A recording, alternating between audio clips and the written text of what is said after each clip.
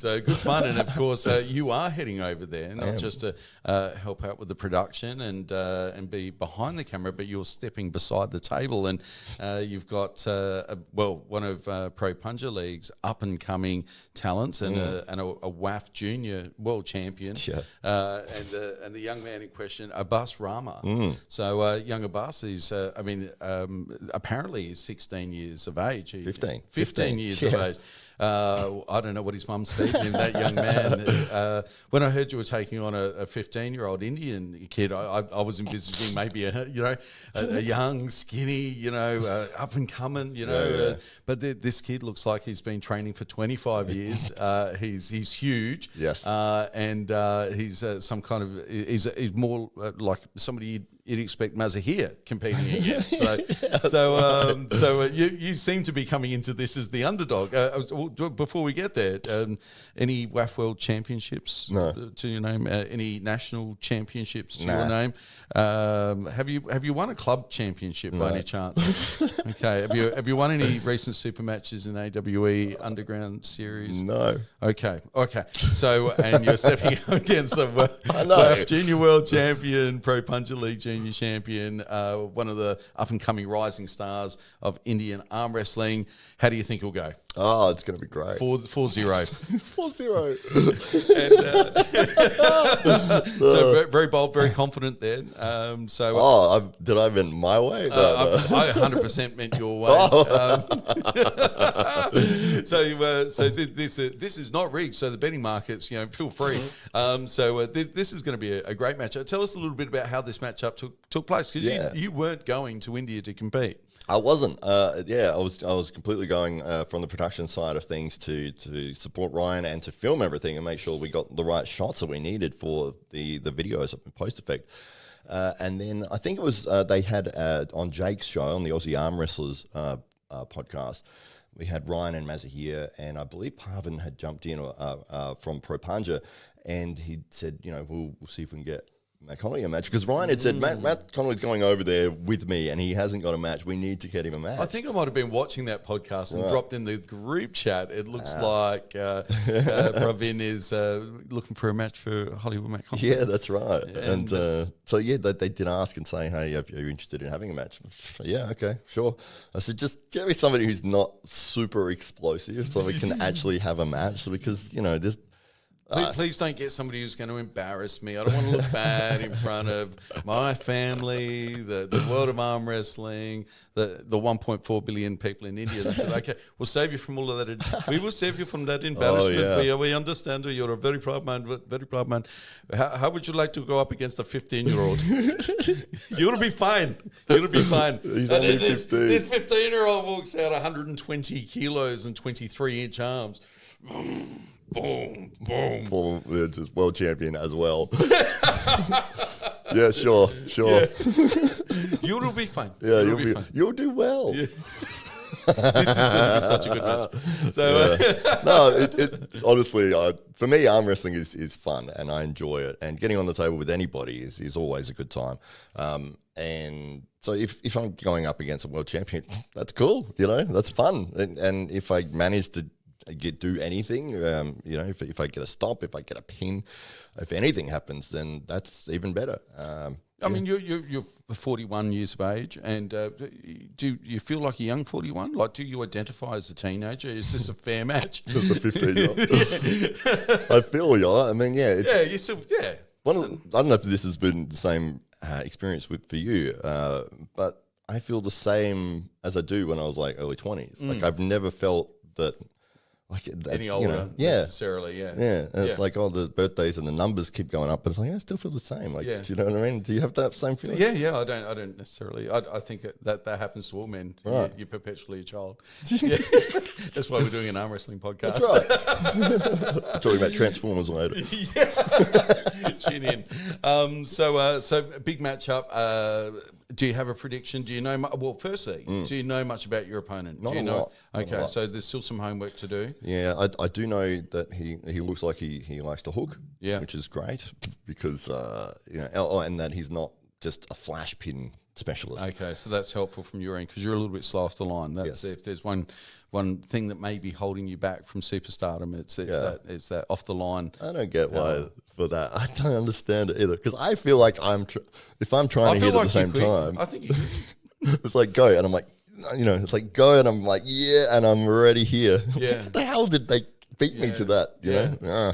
It's like a little vortex opens up in the time-space continuum and you just miss out every time at the ready go. It feels like, I guess it's reaction time, and a quarter of a second faster than somebody else is night and day difference in terms of movement.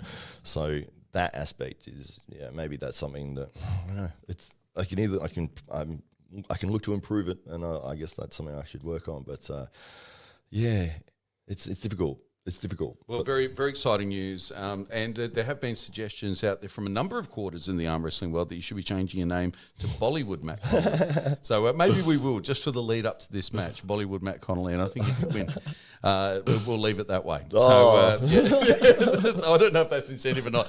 And finally, in other AWE related news, so a few of our AWE featured athletes over the last 3 events are finding their way around the world in the coming months. And of course, we've got Mataringi the Beast, Ted Morris, our first intercontinental champion, making his way over to Ireland for Valhalla 3 for that big St. Patrick's Day event. He's up against James Stewart. So we'll be bringing you more on that one, and hopefully getting Marty's thoughts on that as well in the lead up to the big matchup. So that's in March 2024.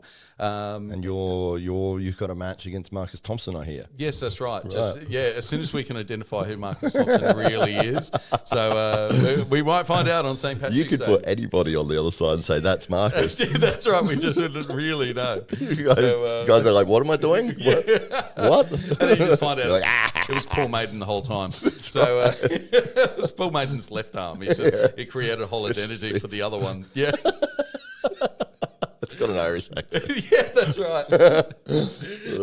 And we've got at Knuckles Up, the High Five. We've got a great event going on very early in January. And I believe there's still announcements going on. But one of the news items to drop from the Knuckles Up team has been Lachlan Adair versus Chance Shaw. Yeah. So Chance Shaw just completely leapfrogging Ryan Bowen and going for the number one in Australia, and Lachlan Adair. So definitely a big matchup, both super heavyweights in very, very good form coming into this. And, of course, we both like Lachlan Adair's chances on this one. So wishing Lachlan all the very best with that big trip post-New Year's to New York City. And, of course, at Valhalla 3, it's all been announced. So what might be the biggest matchup of 2024, and that is Ryan Bowen against Ron Barth. Yeah. So super exciting. So Ryan Bowen's diary is booking up quickly for 2024 already. Yeah, amazing. I think we were talking about this the last show that we did, where you were talking about how Ryan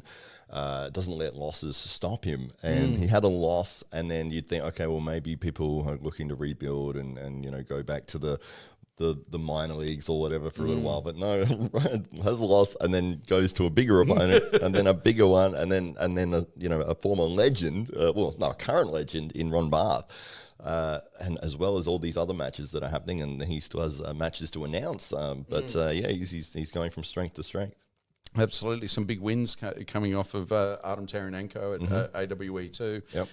And of course, I think he won the afterpool with Lachlan Adair as well at AWE Underground. So he'll be taking some heart from the afterpool there.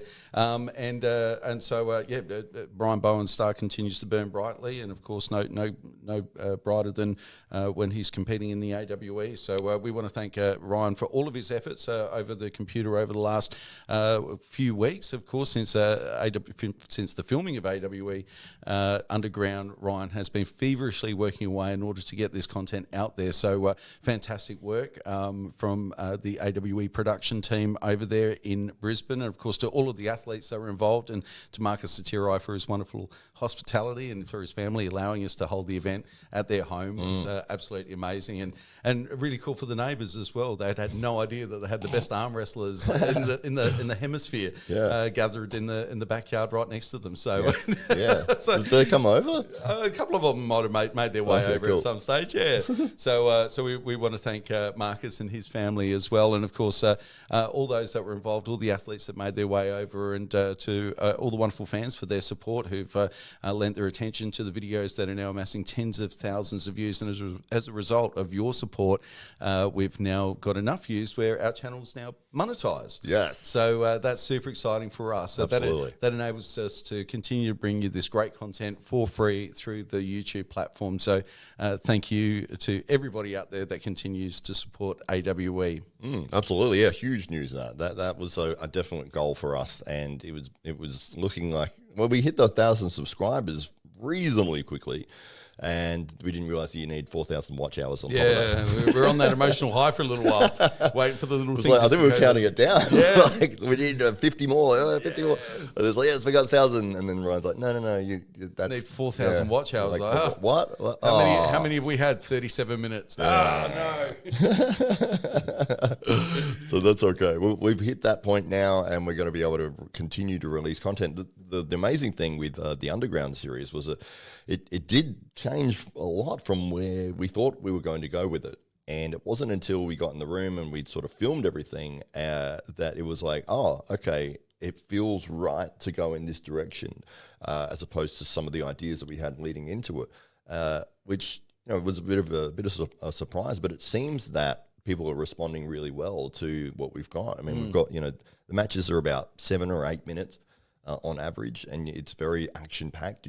We're starting straight up. You get a quick interview with each person, and then you're on the table. You got the match, and then you get a post-interview with both guys, and that's it. Yeah.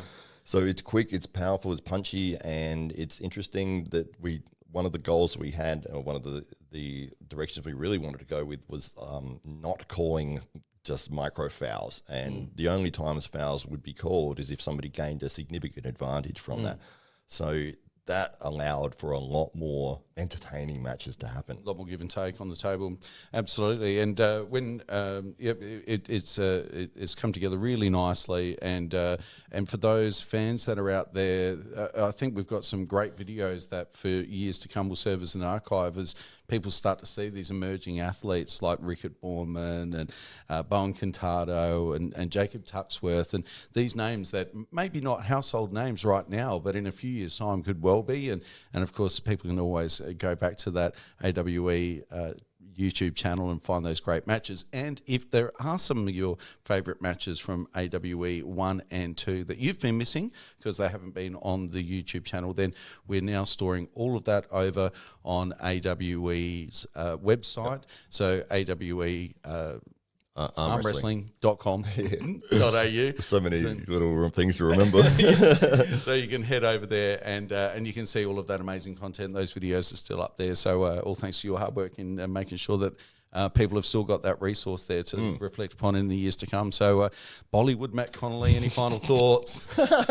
Very excited for November 10th. That'll be next Friday for us. So we'll be heading over. First time over to India.